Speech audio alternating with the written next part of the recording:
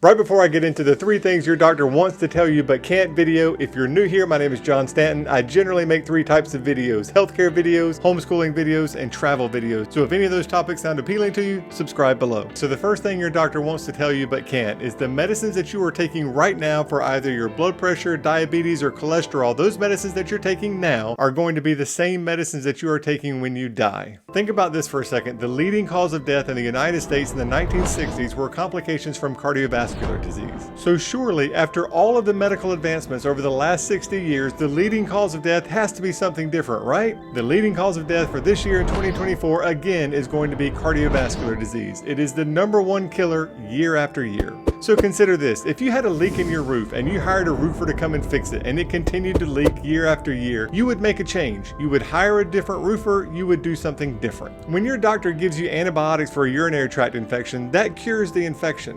When your surgeon takes out your infected appendix, that cures the problem. But when your doctor prescribes you an antihypertensive medicine for your high blood pressure or metformin for your diabetes, they don't cure the illness. They manage it, but it's not a cure like antibiotics or surgery.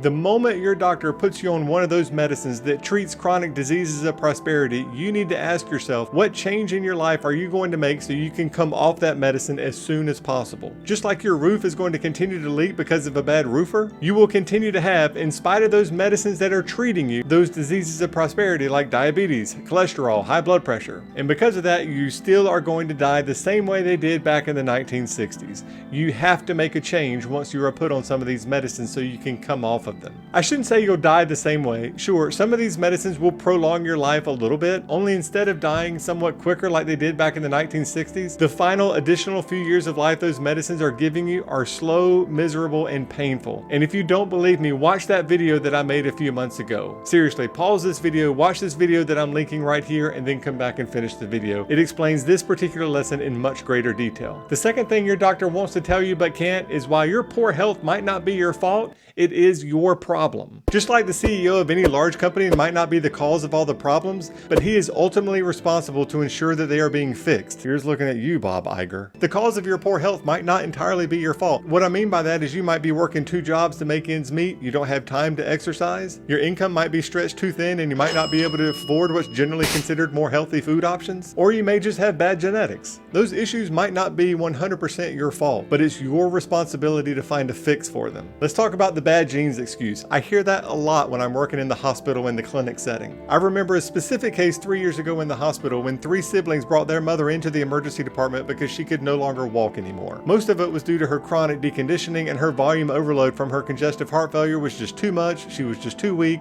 and they couldn't do anything with her. They were a little bit upset that the emergency department couldn't provide a rapid fix for what was clearly a long-standing and chronic problem, but more importantly, I looked at the 3 children. All 3 of them were drinking big gulps from their 7-Eleven. All were obese, and one even had a pack of cigarettes in his front pocket. I promise you, in 20, 30, 40 years, they're going to be in the exact same position with their kids bringing them into the ER, and even though their mom suffered from these illnesses, it has nothing to do with genetics. It's their decisions. So why doesn't your doctor want to tell you this? Well, for one, it's hard to hear. A lot of people get offended. It's a tough conversation to have in a span of a 5-minute office visit with your primary care physician. Which brings me to the third point that your doctor wants to tell you but can't.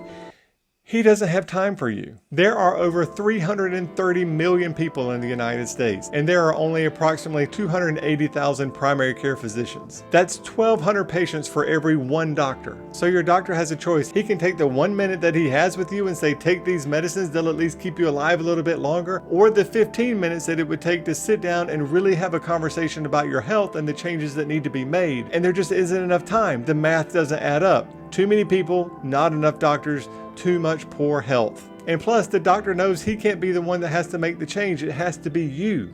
And he or she probably realizes that if you're in your 30s, 40s, 50s and haven't made that change yet, then you're probably not going to. And it's easier to say, here, take these medicines, stay alive 1 or 2 years longer, than to spend 15, 20 minutes making recommendations that he thinks you're probably not going to make anyway. The main point of this entire video: if you're on blood pressure medicines, diabetes medicines, cholesterol medicines, think to yourself, what changes in your life can you make to come off of these medicines?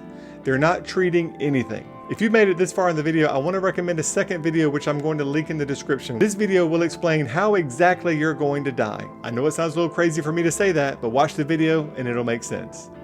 Goodbye, everybody.